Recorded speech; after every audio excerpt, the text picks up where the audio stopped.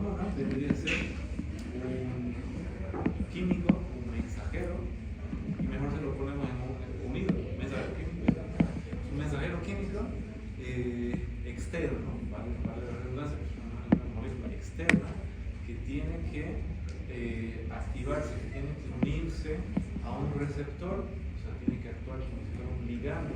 Estamos hablando de ligando en temas pasados, pero en este caso el ligando es la hormona, y tiene que unirse a un receptor para poder activarlo, formar un complejo, hormona-receptor y transducir una señal.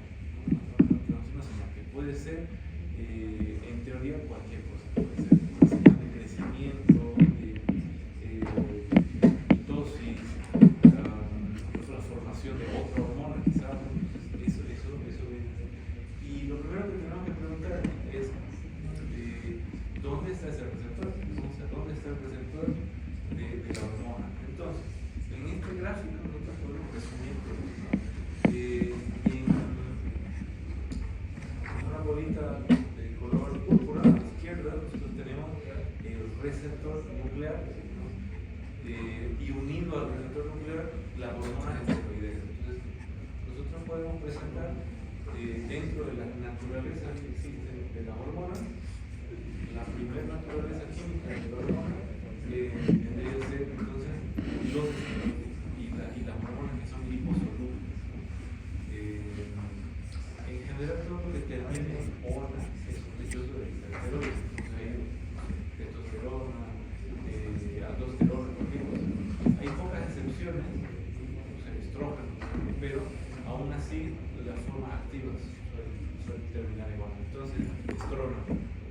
Entonces, todo lo que sea esteroide, hormona esteroidea, va a tener su receptor en el núcleo. ¿Y qué ventajas y qué desventajas tendría eso? La primera desventaja es que el núcleo es lejos.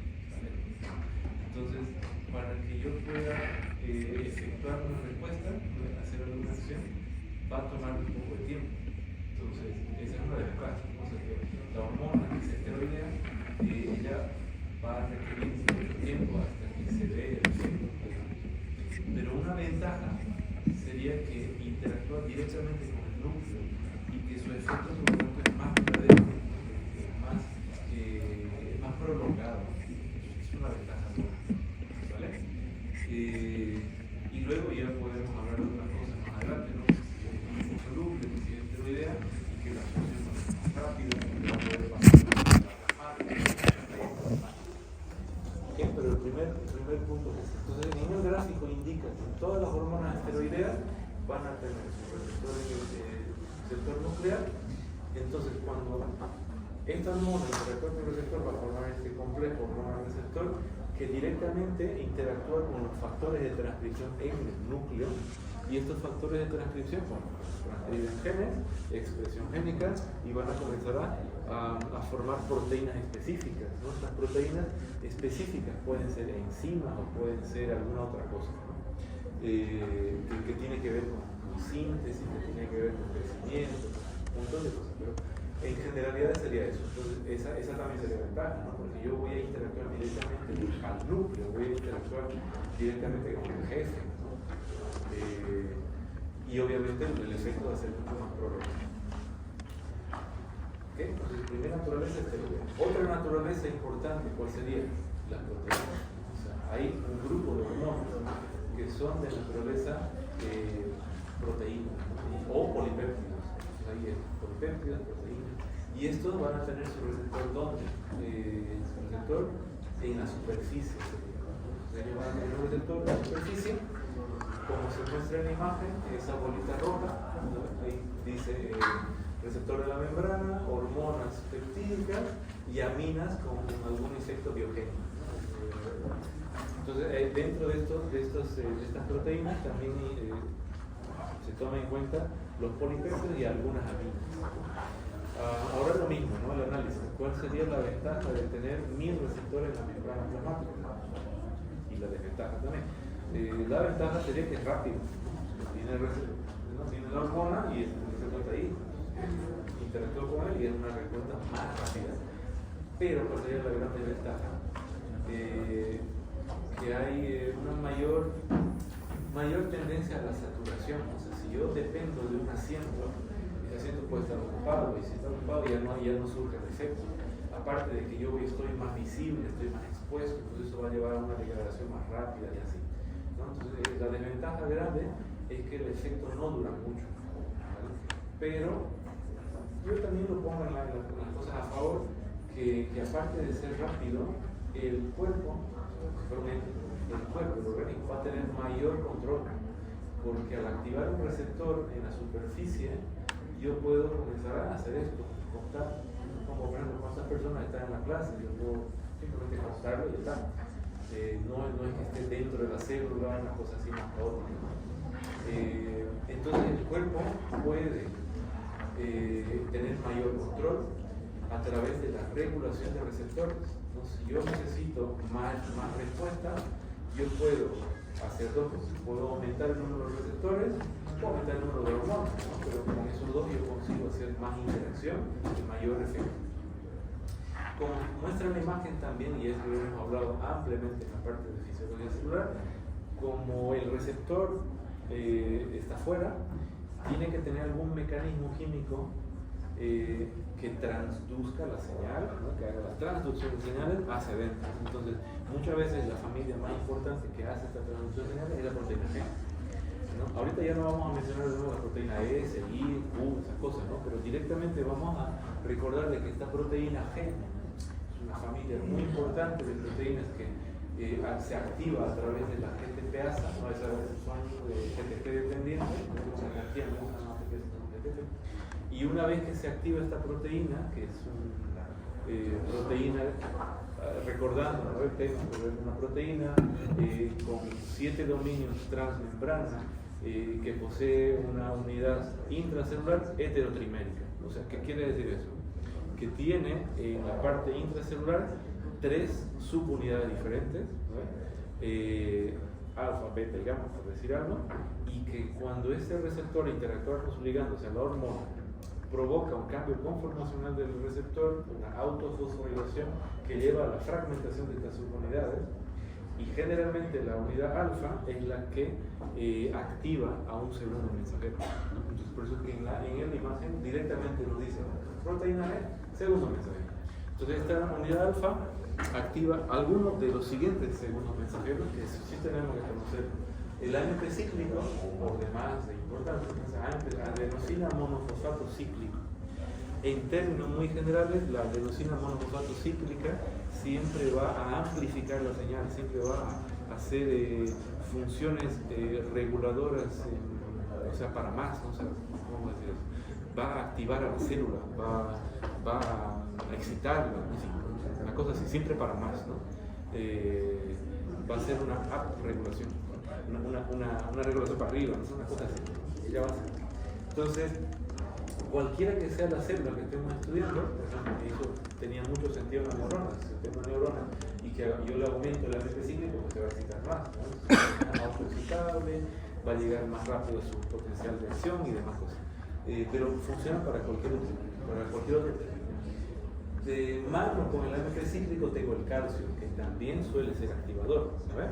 Muy bonito, por ejemplo, cuando estudiamos músculo, fácil de entender de que el calcio va a provocar una contracción muscular y eso significa activar, ¿no? Si eso le pasa al músculo liso del vaso sanguíneo, pues se contrae y genera una vasoconstricción. Luego tengo otros dos, ¿no? Que son el trifosfato de inositol, IP3, y el DAC, ¿no? El diacilglicerol, que son dos segundos mensajeros que trabajan juntos y que también suelen trabajar con el calcio, ¿no? Amplifican la señal mediante calcio. Una vez que yo activo este segundo mensajero, el segundo mensajero generalmente activa a un grupo, a una familia de proteínas que tienen que ver con la fosforilación, ¿no? En la fisiología celular habíamos visto un grupo que era la proteína quinasa A. Todo lo que sea fosforilar, ¿no? En términos químicos, bioquímicos, metabólicos, significa poner $1 en la cajita, un chanchito, ¿no? O sea, básicamente lo que estás haciendo es activar a la molécula, ¿no? O sea, hacerla más interesante, hacerla metabólicamente activa y es así como una regla general, ¿no? Entonces, por eso es que siempre vamos a leer en los libros, ¿no? Que la proteína tal se fosforila, y fosforila significa activa, ¿no? Pero una vez que se activa, va a interactuar con otras proteínas, y esas otras proteínas pueden ser diversas, digamos. Puede ser, si yo quiero crecer o quiero hacer esta cosa de mitosis, ¿no? Entonces yo voy a activar factores mitogénicos. Puedo crecer y activar factores transformadores de crecimiento. Entonces, va a depender mucho de lo que quiere la célula, pero fíjense que esta cascada, ¿no ves? Esta cascada de acontecimientos es mucho mejor regulada y es mucho mejor controlada que la parte digamos, nuclear. La parte nuclear es simplemente, oye, me voy al núcleo y le digo que lo que quiero y ya está. Equivale a ir al rector y decirle, che, rector, necesito que, no sé, algún problema en la universidad, no sé, que nos enciendan el aire, no sé. A veces no funciona como ciencia, funciona un poco más burocrático, ¿no? Tengo que decirle la carrera dirá al director, al coordinador específico. Entonces, más o menos esa sería la analogía, ¿no? Entonces, en una activación por hormonas peptídicas, yo voy a tener toda una cascada de segundos mensajeros, proteinquinasas, factores mitogénicos, hasta llegar a la enzima o a la proteína de regulación específica y tener el efecto deseado. Entonces, ¿cuál sería, dijimos, ¿no? La ventaja de desventaja? Que es un efecto rápido, un efecto que se controla mejor y que obviamente sujeto a la saturación, pero que tiene retroalimentación negativa, ¿no? Yo puedo hacer retroalimentación negativa mucho más fácil. Ese es el segundo grupo de familia de hormonas. Y un tercer grupo, que aquí no está tan evidente, pero sí lo tenemos que mencionar porque el gallo está así, sería el grupo de las hormonas derivadas de aminoácidos o las hormonas tiroideas, digamos, ¿no? Que ahí está en la imagen, está junto con la parte esteroidea. ¿Pero por qué? Porque su receptor se encuentra en el citoplasma.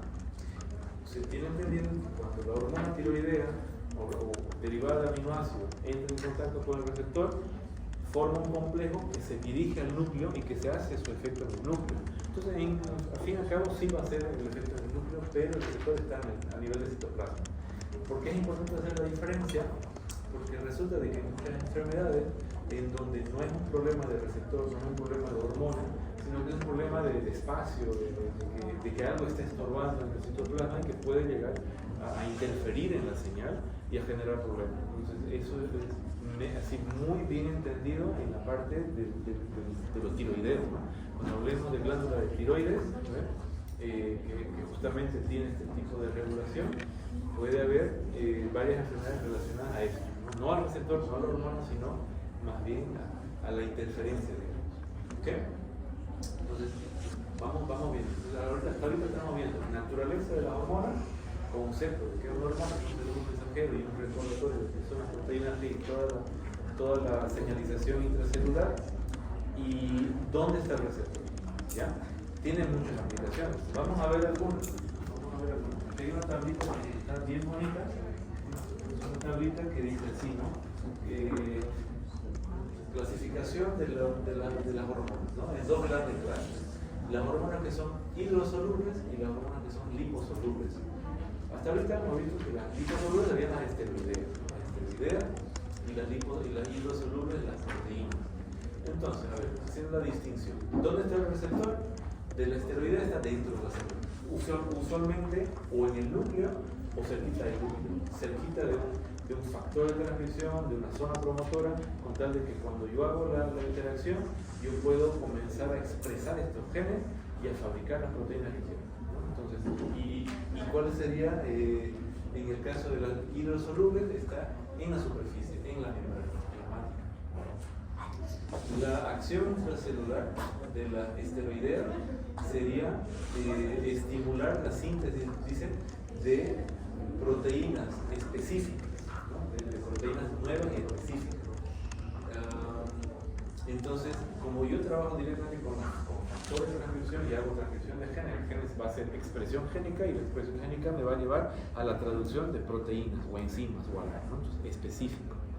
Eso es súper importante. Entonces, por ejemplo, se me ocurre, no sé, una hormona, el cortisol. El cortisol tiene que ver con el estrés y el estrés tiene que ver con una respuesta, digamos, endocrina, metabólica, relacionada al trauma, pero que me va a poner en una especie de respuesta así preparada para el ataque, ¿no? Entonces, ese estrés va a codificar genes relacionados de alguna forma a lo proinflamatorio, a la defensa, ¿no? Entonces, obviamente que es buenísimo, el estrés es una cosa buenísima, pero si yo tengo estrés todo el día, ahí no es tan bueno, ¿no? Entonces ahí voy a tener, obviamente me voy a enfermar, ¿no?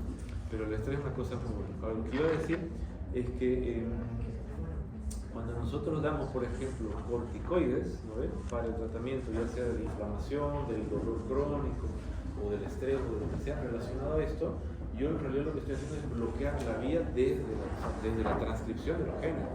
Entonces es una cosa que te rompe el circuito de uno. No es que estoy cortando una enzima o bloqueando un receptor, sino que estoy trabajando en el gen, ¿no? Eso es una, digamos, ventajoso.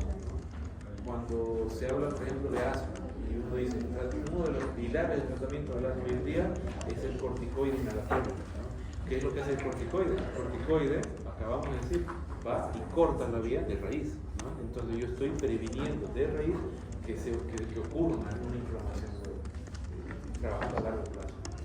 Ok, vamos con eso. Acción intracelular, la parte de esteroidea, estimulación de la síntesis de proteínas. Hidrosolubles, o sea, proteína, trabaja con segundo mensajero y nos da el caso de la insulina, por ejemplo, ¿no? La insulina no utiliza AMP cíclico, en vez de ello utiliza una vía que es la tirosina quinasa, ¿no? El AMP cíclico tiene que ver con otro grupo de proteínas y está también esta vía de la tirosina quinasa, ¿no? En todo caso tendríamos ese ejemplo, ¿no?, de la insulina. Mira, si yo como algo dulce, voy a digerir lo dulce y voy a agarrar ese azúcar y mandar al torrente sanguíneo. Eso va a estimular la secreción de la insulina. ¿Cuál sería la acción de la insulina? O sea, ¿qué es lo que va a hacer la insulina?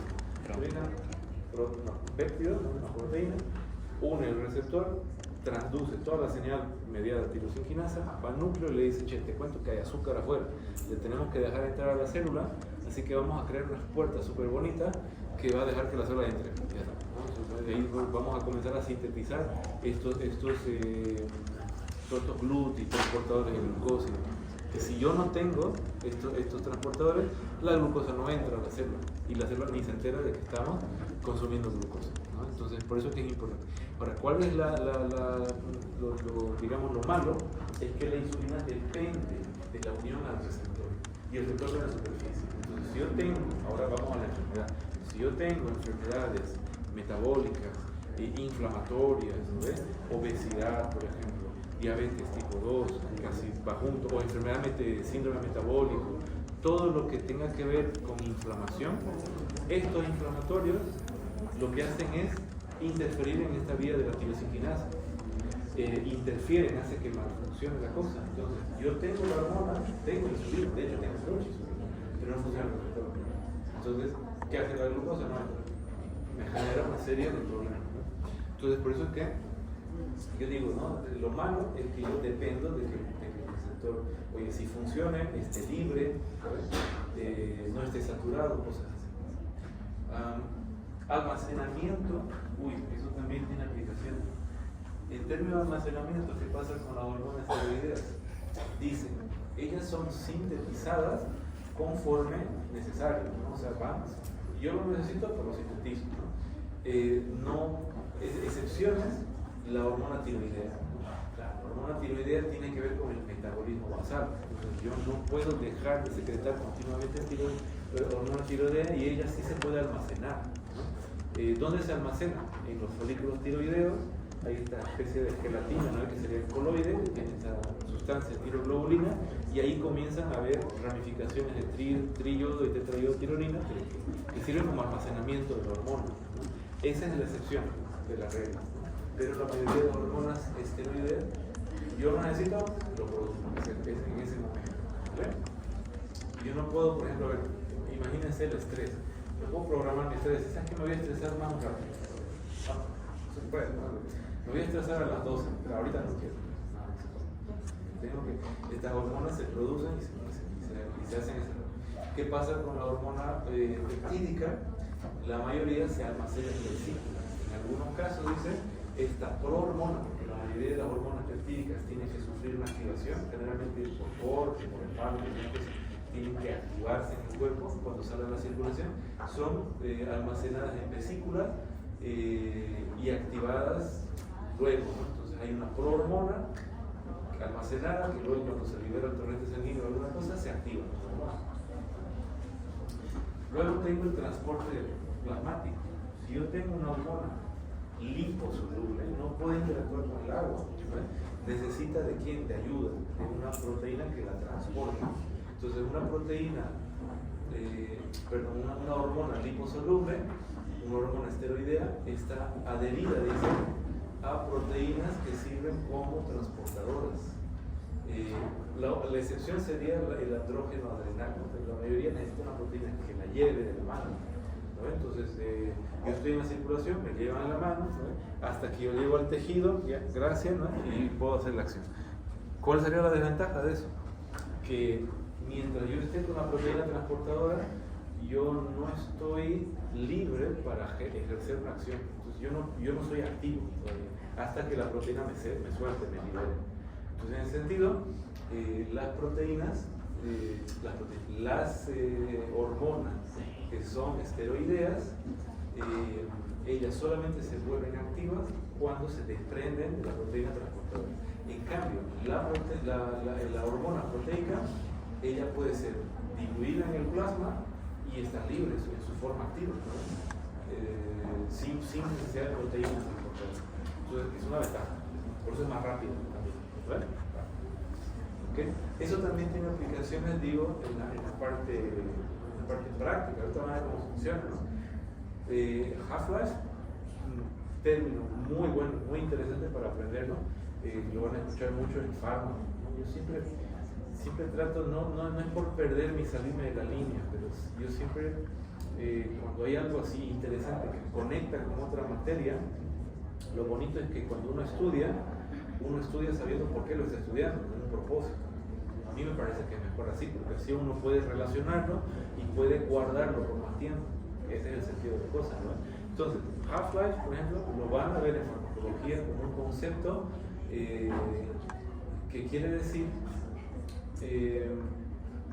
la vida media, ¿no? O sea, ¿qué es lo que pasa? En farmacología, están estudiando las moléculas activas, hay dos grandes ramas, grandotas. Estoy entrando en territorio ajeno, pero vale, esto es para conocimiento previo, ¿no? Entonces, vos entras y hay dos ramas grandes: farmacodinámica, farmacocinética, ¿vale? ¿Qué es lo que el medicamento hace con el cuerpo y cómo lo transforma? O sea, ¿qué acciones tiene la molécula activa? Esa es farmacodinámica, ¿vale? Entonces, cualquier cosa. Voy a hacer vasoconstricción, voy a liberar tal cual, voy a acelerar el corazón, eso es farmacodinámica. Y farmacocinética vendría a ser todo lo que el cuerpo le hace al medicamento, cómo lo metaboliza, cómo lo absorbe, en fin, ¿no? Cómo lo maneja el medicamento. Y la vida media está en esa clasificación. Entonces, ¿qué es lo que pasa? Que el medicamento, una vez que se absorbe, tiene un periodo en el cual va a ser destruido, va a ser eliminado, excretado, transformado, como sea, ¿no? Y la mitad de ese tiempo, ¿no? que va a estar circulando activamente, esa es la vida media. Muy útil para saber, por ejemplo, dosificación. O sea, si yo necesito saber cada cuánto le tengo que administrar un medicamento, tengo que saber cuál es la vida media, porque por ejemplo, por algo nosotros tomamos medicamentos cada 8 horas, cada 12 horas, cada 4, ¿no? Porque depende de su vida media, cuánto tiempo va a estar ahí el medicamento. Entonces, La vida media, el tiempo en el cual el fármaco, la mitad ya fue eliminada. Se refiere a la biodisponibilidad. Diferente. La biodisponibilidad es cuando es la cantidad de fármaco activo que llega al sitio de acción. ¿Vale? Y la vida media es eso, el tiempo en el que la mitad del fármaco ya fue destruido. Entonces, por ejemplo, yo dije, si no, esto tiene aplicabilidad hasta en la práctica, que no tiene tanto que ver con hormonas, pero estos principios sí se aplican. Mira, vamos a ver el cuadrito. Dice, vida media de una hormona que sea liposoluble, como es de preverse, la vida media es larga. ¿Por qué? Porque va a hacer efecto en el núcleo y va a estar ahí por mucho tiempo, porque va a estar en el núcleo protegido por toda la cosa. Entonces, vida media, horas, días, ¿no? Va a depender mucho de la afinidad que tiene con la proteína carrier, ¿no? Con la proteína transportadora, que si tiene poca afinidad me suelta antes y me voy a eliminar antes, y así, ¿no? Y la vida media de una proteína por minutos, ¿no? Va a depender de su peso molecular. Claro, mientras más grandota, la proteína se va a degradar más rápido porque va a hacer más ruido, más pesada. Ahora vamos a la aplicabilidad. Digamos que yo tengo dos fármacos, uno que es proteína y otro que es liposoluble, lípido, oleoso, ólico. Aparte digamos, de tener estas diferencias, ¿no? En la biodisponibilidad, en la absorción, en todas estas cosas, no es que el fármaco va a estar presente. Hay esto del transporte, de la vida media, de cuánto va a durar, ¿no? Porque obviamente que si es liposoluble, yo voy a poder absorberlo más rápido y voy a poder hacer el efecto más tardío, ¿no? Pregunta interesante que sirve, útil, no tiene que ver con oficio, pero sí con una materia que les encanta estudiar en horas acá, microbiología. A ver, vamos a ver cómo anda. Digamos que ustedes tienen un caso de Streptococcus pneumoniae, neumococo, neumonía clásica. Vale. Lo vamos a tratar con qué. Claro. O sea, ¿qué me manda? Pero por la directa. No, mentira, está bien, digamos, pero puede ser mejor. Antes que lo que pasa es que si se persona no es que sea segunda línea, a no ser que tenga información de sensibilidad, que está buenísimo, pero podría ser segunda línea. O sea, antes se usaría por que lamentablemente la verdad es que hay mucha resistencia el papá de los expertos. El primero que fue descubierto, comienza con penicilina. Toma con penicilina. La penicilina hay de dos formas básicas. Van a decir así, mira, esto es microbiología y también para fármacos, se van a ganar nuestro libro. Vamos, penicilina G. Hay dos formas, la benzatínica y hay otra que es, bueno, hay la beta, que es oral. Benzatínica y la cristalínica, ¿no? o la cristalina o la sódica también le dicen sódica. ¿Cuál es la diferencia entre las dos? ¿Cuál le pongo? Tengo una neumonía, ¿cuál le pongo y qué sería lo que quiero saber ahí? Depende de eso. Tengo neumonía, le voy a tratar con penicilina. Dijimos que hay dos formas, penicilina G benzatínica y la G sódica cristalina. ¿Cuál voy a usar? Benzatínica. Vale. ¿Cuál es la ventaja de la benzatínica? La ventaja es que por eso digo, esta es interesante, ¿no? Vamos a hacer, mira. Va a depender de que si el paciente con neumonía, puede ser las dos, pero va a depender de que si está en casa o si está en el hospital. Si está fuera del hospital, vamos a convenir de que nosotros no nos gusta ir tanto al médico, ¿no? O sea, vamos a ir y vamos a querer que solucionen rápido la cosa y que no quiero volver más. Y si me tienen que pinchar, que me pinchen una vez, ¿no? Entonces, si yo le voy al médico y no me internan, voy a salir del hospital, me voy a la casa. Se usa G benzatínica porque tiene la ventaja de que su presentación es justamente liposoluble, puede almacenarse y absorberse por más tiempo ahí en el músculo y su vida media es de 14 a 16 días. Entonces eso quiere decir que 14 a 16 días y hasta que acabe todo el medicamento, 28 a 30 días. ¿Qué quiere decir eso? Que yo solamente necesito una pinchada por mes. Una sola dosis, ¿no? Todo lo que hayan resfriado por menos neumonía y lamentablemente hayan utilizado este medicamento, saben que pincha en la nalga, ¿no ves? G benzatínica intramuscular, ya. Pero ¿qué pasa si está en el hospital? Voy a utilizar la G sódica cristalina.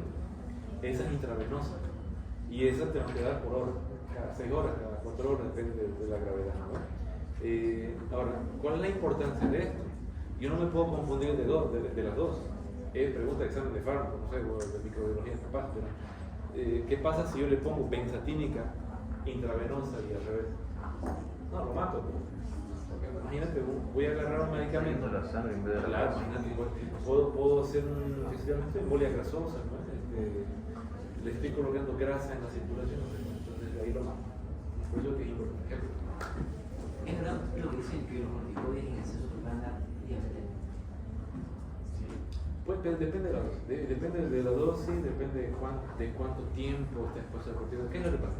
El corticoide, vamos a decir, el corticoide puede ser varios, ¿no? Pero los que generalmente se dan son los glucocorticoides, ¿no? Y el glucocorticoide tiene una acción famosa que es el gluconeogénico, porque justamente el glucocorticoide, el cortisol, por ejemplo, el glucocorticoide, el cortisol aparece cuando estoy estresado. ¿Para qué sirve el estrés? Acabamos de decir, me prepara para la guerra, ¿no? Y para la guerra, ¿qué necesito? Suplemento. Entonces, para la guerra necesito que la glucosa esté ahí, ¿no? Por más que yo no consuma glucosa, la glucosa tiene que estar ahí. Para eso sirve la gluconeogénesis. La gluconeogénesis es la magia misma, porque me va a sacar glucosa, el conejo del que se llama este sombrero, el sombrero de copa, el sombrero de copa. Me va a sacar con esto, voy a sacar glucosa de donde no hay, ¿no? Y ahora, vamos con eso, ¿no? Si vos le das glucocorticoide a una persona por mucho tiempo y está expuesta al glucocorticoide, que es gluconeogénico, está formando glucosa que en algún punto la insulina va a comenzar a haber resistencia a la insulina. Entonces, capaz no diabetes, pero sí resistencia a la insulina te puede dar. Es un porcentaje de riesgo, ¿no? Obviamente, ahí vamos a entrar con otro bajo la mano, o qué se llama esta cosa del Bob Esponja, ¿no?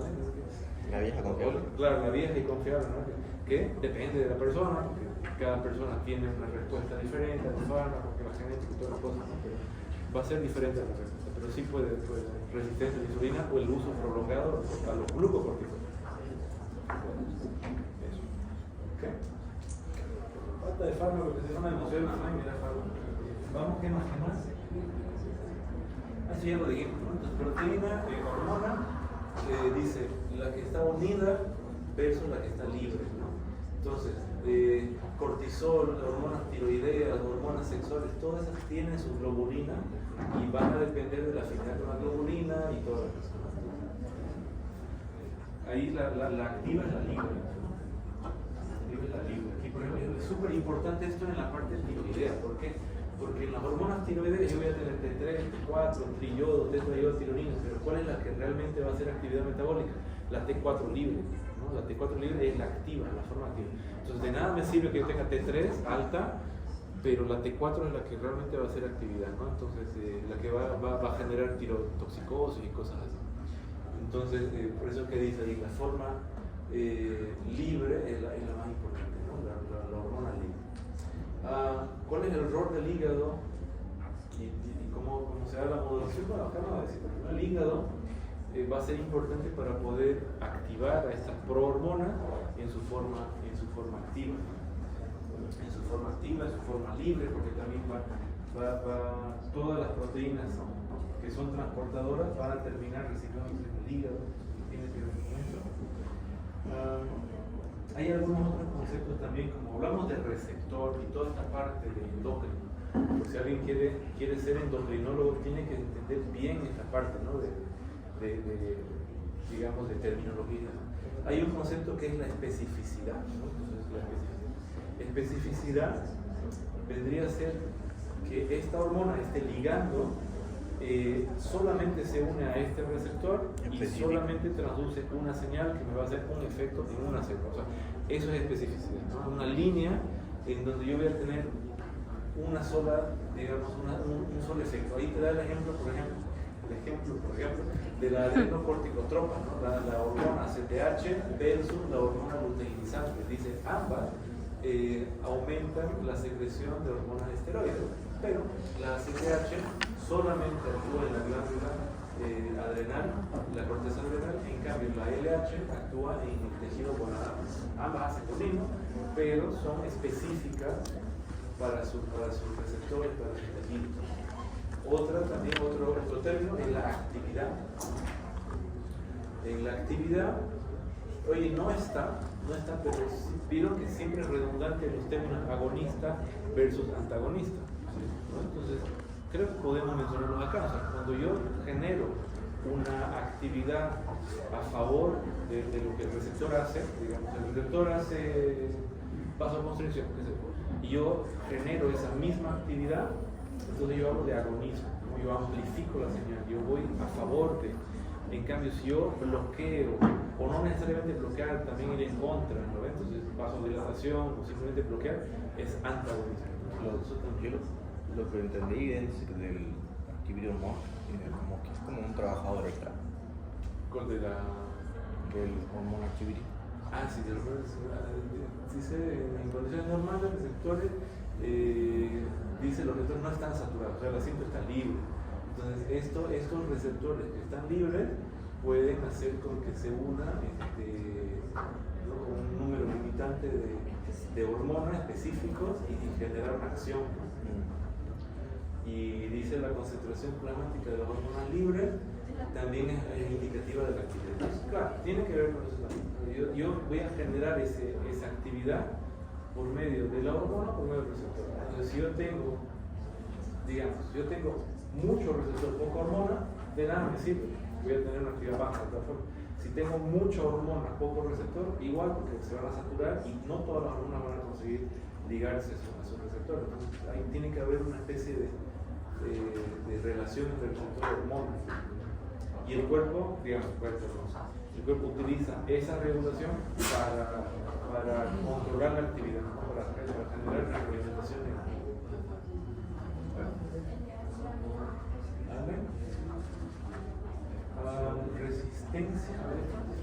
resistencia a la hormona. Dice algunas anormalidades en los receptores o algunos eventos distales en esta interacción ligando-receptor, a menudo debido a la elevación crónica de la hormona circulante. Por ejemplo, en el caso de la diabetes, es lo que decíamos, ¿no? O sea, dice ahí la resistencia a la acción de la hormona. Si yo tengo una elevación de la hormona crónica, ¿no ve? Circulante crónica, como en el caso de la diabetes, que hay una hiperinsulinemia, porque resulta de que el receptor está malo, no funciona, entonces yo voy a tener esa digamos, resistencia a la acción que tenía que haber traducido el receptor. Bajo estas condiciones, el receptor está normalmente saturado. La reducción de los niveles de hormona produce algo sobre la recuperación de la sensibilidad. Claro, si están saturados los receptores y yo luego entonces reduzco el nivel de las hormonas, entonces lo que va a hacer el cuerpo es aumentar el número de cilias, aumentar el número de receptores, y eso va a hacer con que tener mayor sensibilidad. Algo parecido a lo que pasa en los neuros, ¿no? En los neuros también había algo parecido. O sea, neuro y endócrino combinan bastante. En neuro hablábamos sobre un tema de ¿cómo se dice? Hipersensibilidad, la degeneración, algo así. O sea, cuando yo tengo una degeneración y le falta el neurotransmisor, por ejemplo, el cuerpo lo que hace es aumentar el número de receptores como para que sea más sensible, porque el receptor ya se activa. Más o menos lo mismo. Entonces aquí, ¿cómo podemos utilizar este concepto en nuestras vidas? Digo, en nuestra vida cotidiana, para hacer esta regulación de los receptores, capaz convenga siempre reducir las cantidades, ¿no? O sea, reducir la cantidad, restringir, por ejemplo, la comida, hacer este tipo de cosas, ¿no? Entonces, por ejemplo, el azúcar, restringir el azúcar para que el cuerpo se vuelva mucho más sensible y seamos menos propensos a utilizar que se llame este producto o alimentos que sean con bajo índice glicémico, ¿no? Que generan que no disparen tanto la insulina, una vida más activa, la insulina, cosas así. Acción permisiva, es un fenómeno en que un tipo de hormonas debe estar presente antes de que otra hormona pueda actuar. Por ejemplo, el cortisol debe estar presente para que el glucagón pueda generar glucogénesis y prevenir la hipoglicemia. Ahí el glucagón y el cortisol, los dos son pro-gluconeogénicos. Los dos son pro-gluconeogénicos. Si yo tengo alguna enfermedad de la médula suprarrenal, de la corteza suprarrenal y no puedo generar cortisol, entonces yo voy a tener un bajón metabólico, no voy a poder sintetizar glucosa. Eso. ¿Más? Entonces, voy a ir directamente. Entonces, gran parte de toda esta parte, de todo este capítulo de endocrino va a ser concentrarnos en los desórdenes del sistema endocrino, hablar de las enfermedades, de la correlación súper importante a este nivel, y vamos a ver que vamos a tener dos situaciones. La primera es que siempre vamos a poder clasificar las enfermedades, los desórdenes en primario o secundario. ¿Qué significa que una enfermedad sea primaria o secundaria? Puede significar dos cosas, ¿no? Cuando escuchen así, esta enfermedad es primaria, por ejemplo, no sé, hipertensión primaria. ¿Qué significa hipertensión primaria? Puede significar que tiene una causa desconocida, una causa no clara, ¿no? O, en otras palabras, no tengo idea de dónde está el problema. Entonces, como que la hipertensión está en alguno de estos genes que están interactuando y generando hipertensión. Así. Ahí uno dice hipertensión primaria. No como la secundaria, donde yo tengo una causa identificable clara. Por ejemplo, a ver, siguiendo la hipertensión secundaria, obliteración de la arteria prerenal. La arteria prerenal se me hace más pequeñita, activo el sistema renina-angiotensina-aldosterona, voy a tener una hipertensión crónica, porque esto nunca va a terminar de generar una presión adecuada, ¿no? Ya está. Entonces puedo hacer primaria y secundaria. Pero también pueden utilizar lo primario para decir la enfermedad comenzó acá. Entonces, por ejemplo, Cushing, ahí está, acabo de ver Cushing. En el caso del Cushing, yo voy a tener hiperaldosteronismo primario, porque hay un tumor en la corteza suprarrenal que está generando este problema. Eso sería una enfermedad primaria, la enfermedad de Cushing. ¿Qué sería secundaria? Una tuberculosis extrapulmonar que haya invadido la glándula suprarrenal y que haya estimulado la corteza para producir lo mismo, aldosterona. Entonces yo voy a tener un hiperaldosteronismo secundario, o una enfermedad cardíaca que me baje la presión y que active el sistema renina-angiotensina-aldosterona y me cause la retención hidrosalina y que me cause el hiperaldosteronismo secundario. Entonces, ven cómo funciona, ¿no? Primario sí ocurre en ese nivel y secundario si tiene otra explicación o si otro órgano está causando eso por un lado, y por el otro lado que por cada enfermedad vamos a siempre clasificar que si hiperfunciona o hipofunciona. O sea, por ejemplo, tiroides. Las tiroides pueden hiperfuncionar y generar más hormonas tiroideas y hacer un hipertiroidismo. O puedo tener el hipotiroidismo, que es la glándula que no funciona. Entonces, básicamente, ¿no? Yo digo, si la glándula suprarrenal, si funciona mucho, si funciona poco, aviso. Entonces, cada una de las glándulas pituitarias, hormona del crecimiento. Si hay mucha hormona del crecimiento, gigante, gigantísimo. Si funciona poco, enanísimo. Entonces, cada una de las glándulas siempre va a tener una hiperfunción y una hipofunción. ¿Okay? Es básicamente eso. Entonces, todos los síndromes, las enfermedades que veamos en lo endocrino no es tan complicado. O funciona con más o menos. Vamos a ver qué más. Creo que eso es la esencia de lo que es endocrino. Creo que es la esencia. Entonces, la próxima clase que nos encontremos, que sería miércoles, ¿no? Ya no tenemos examen, ya tenemos clase. El miércoles 5, funcionalidad de 5. No digo cada clase porque si no vamos a extender esto mucho, pero la idea es que vamos a ver la glándula, ¿no?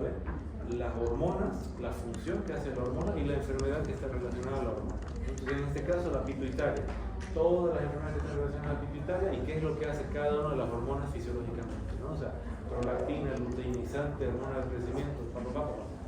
Al final digamos, de esta parte, por lo menos, tienen que sonar todas las enfermedades locales. ahí, digamos, yo digo acromegalia, punto, tiene que quedar claro qué es la acromegalia. Y ni se dice, ni que tengan que hablar de la diabetes.